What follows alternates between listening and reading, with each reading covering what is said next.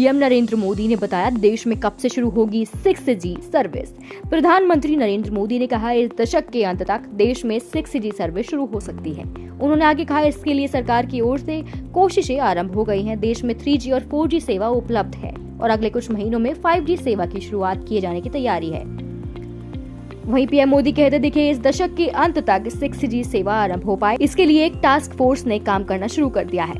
मोदी ने 2G को हताशा और निराशा का पर्याय बताते हुए पूर्ववर्ती सरकारों पर निशाना साधा और कहा कि वह कालखंड भ्रष्टाचार और नीतिगत पंगुता के लिए जाना जाता था। साथियों, आत्मनिर्भरता और स्वस्थ स्पर्धा कैसे समाज में, अर्थव्यवस्था में मल्टीप्लायर इफेक्ट पैदा करती है, इसका एक बेहतरीन उदाहरण हम सब गर्व से कह सकते हैं हमारा टेलीकॉम सेक्टर है। हम जरा पुरानी तरफ नजर करें, 2G का काल यानी निराशा, हताशा, करप्शन, पॉलिसी पैरालिसिस,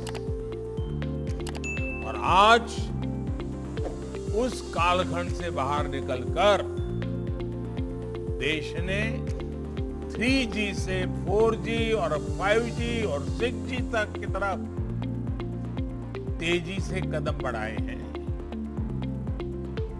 ये ट्रांजिशन बहुत स्मूथली, बहुत ट्रांसपेरेंसी के साथ हो रहा है और इसमें TRAI की बहुत महत्वपूर्ण भूमिका रही है। रिट्रोस्पेक्टिव टैक्सेशन हो या AGR जैसे मुद्दे, जब भी इंडस्ट्री के सामने चुनौतियां आई हैं तो हमने उतनी ही गति से रिस्पॉन्ड करने का प्रयास किया और जहां जहां जरूरत पड़ी हमने रिफॉर्म भी किया। ऐसे ही प्रयासों ने एक नया विश्वास पैदा किया। इसी का परिणाम है कि 2014 से पहले एक दशक से ज्यादा समय में